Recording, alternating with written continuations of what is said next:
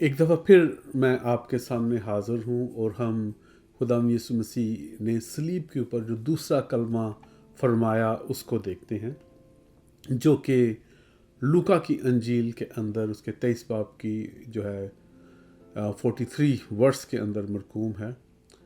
लिखा है, उसने उससे कहा, मैं तुझसे सच कहता हूँ कि आज ही तू मेरे साथ फिरदौस में होगा।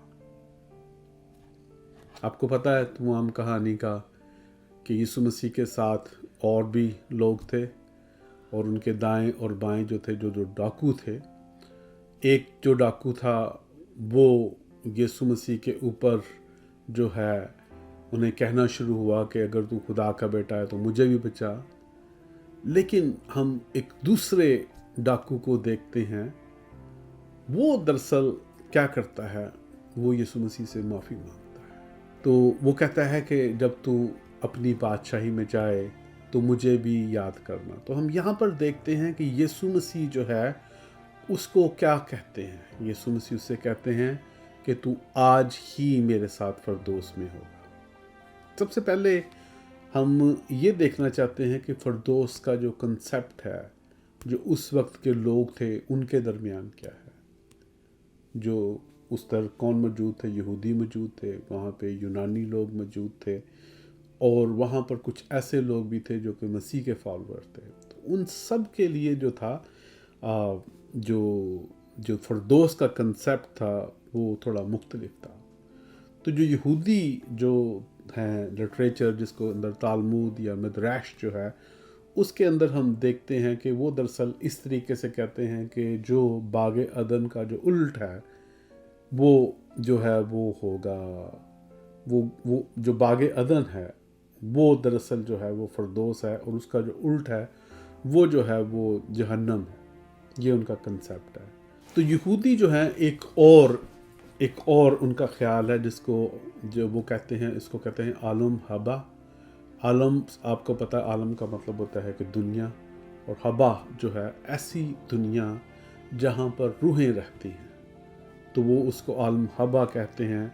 और वो कहते हैं कि ये सिर्फ इसी तरीके से कमाई जा सकती है कि आप अच्छे काम करें, आप नेकियां करें और आप जो है वो शरीयत के मुताबिक चलें, ताकि जो है आप उस जगह पर जो है जिसको वो फिरदौस जो है वो राइटर लिख रहा है वहाँ पर पहुँच सकें। इसी तरीके से जैसे मैंने पहले बताया कि वो जो बाग अदन है उसको भी जो है वो जन्नत या फिरदौस कहते हैं। यहूदियों के अंदर जो है वो बेशुमार फ़िरके हैं। कुछ फ़िरके जो हैं वो तो इस चीज़ के ऊपर बिलीव ही नहीं करते कि जो है वो क़यामत होगी, वो इस चीज़ के ऊपर बिलीव ही नहीं करते।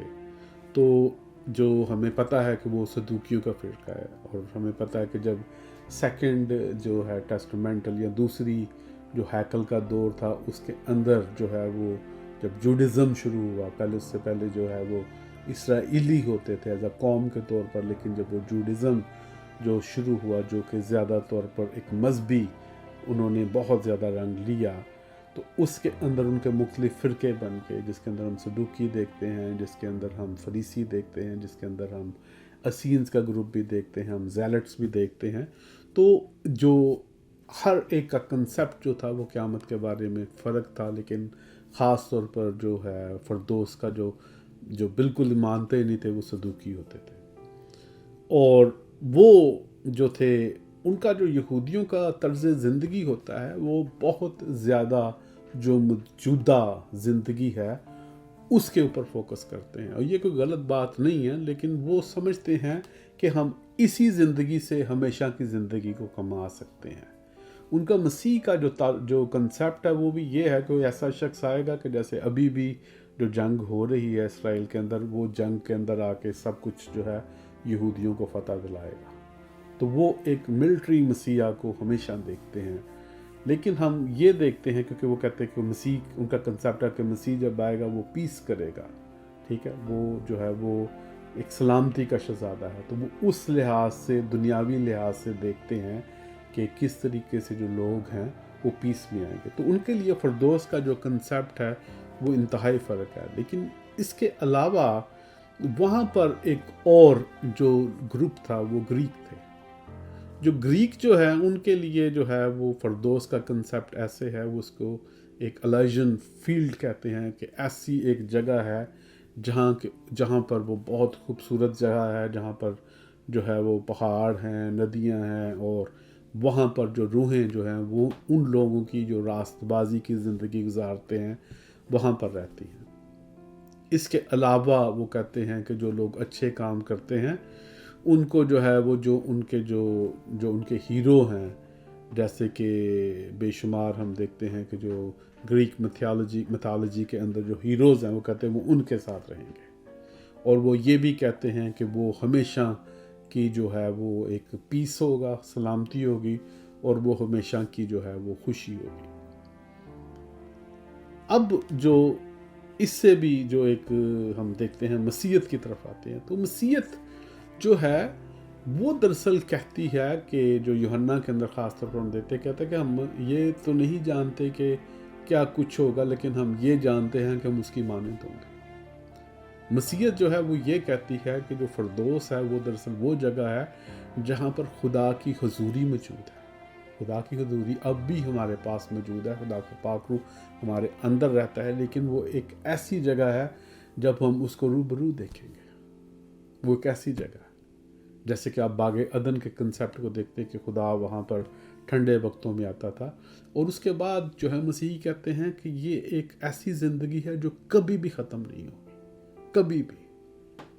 और जो मसीही ज़िंदगी है, जैसे कि आज हम 60, 70 या 80 वर्ष जितने वर्ष भी ज़िंदा रहते हैं तो हम काफ़ी स्ट्रगल्स के अंदर होते हैं, लेकिन मसीह कहते हैं कि जब हम खुदा की हुजूरी में होंगे तो वहाँ पर ना कोई दांत पीसना होगा, ना कोई जो है वो रोना होगा। तो इसका मतलब है कि वहाँ बिल्कुल पीस होगा। क्यों? क्योंकि वहाँ पर खुदा खुद मौजूद होगा। तो लेकिन आप ये देख सकते हैं कि ऊपर जितने भी कंसेप्ट हैं जो कि ग्रीक्स का है या जो कि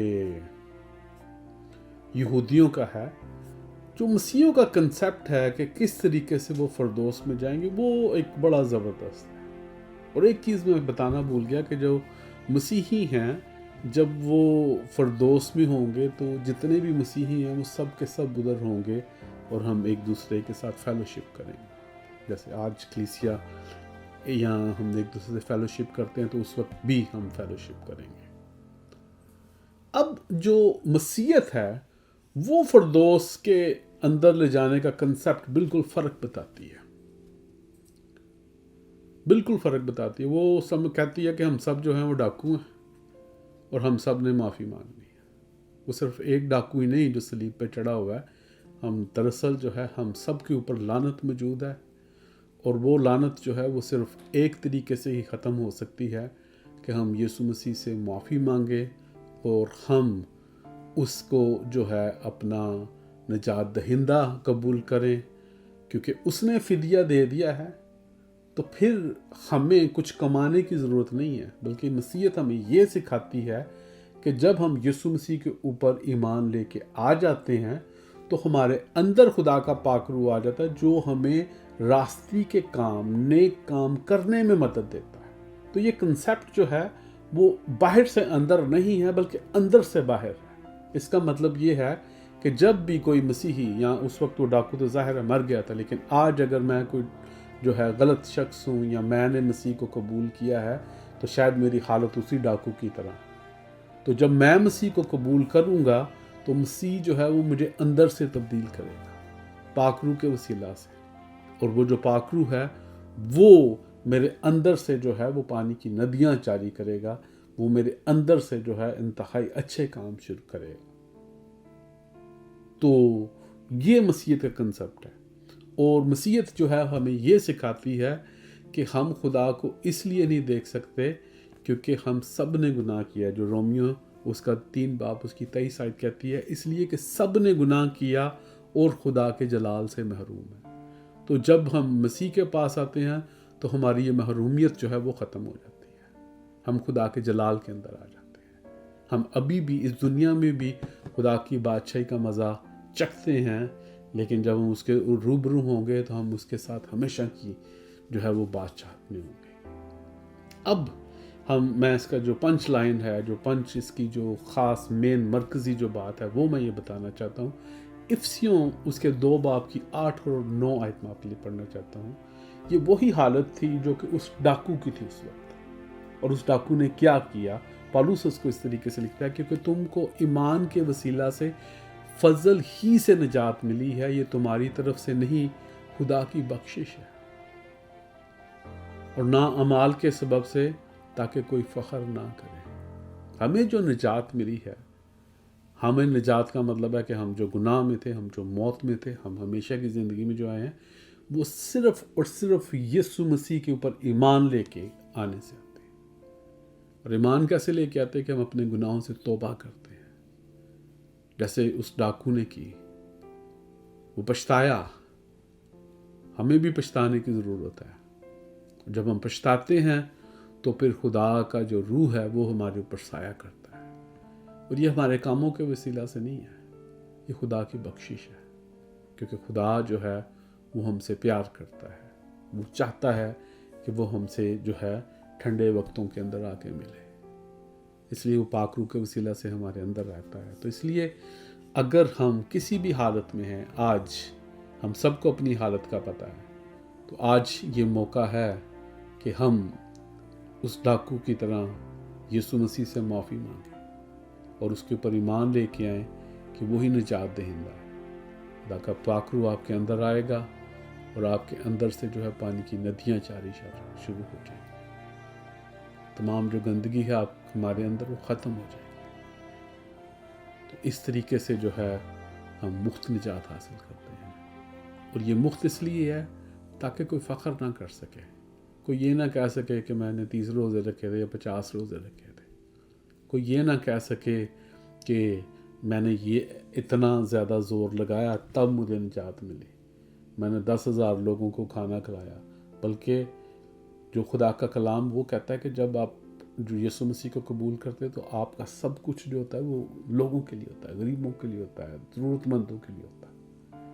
تو ہم دیکھتے ہیں کس طریقے سے یسوع مسیح نے پہاڑی واز میں جو ہے وہ نئی انسانیت کے بارے میں بتایا۔ ان چیزوں کو ہم مزید سیکھیں گے، لیکن آج میں بات کو ختم کرتا ہوں کہ آج اگر آپ محسوس کرتے ہیں گلٹ کو اپنے اندر، تو ضرورت ہے کہ یسوع مسیح کو نجات دہندہ قبول کریں۔ اس کے لیے کسی کے پاس جانے کی ضرورت نہیں، آپ کمرہ بند کر کر یسوع کے پاس جا سکتے ہیں، اور وہ آپ کی بات کو سنے گا، اور آپ کے اندر خدا کے پاک روح جو ہے وہ آئے گا، آپ کے اندر شادمانی ہوگی۔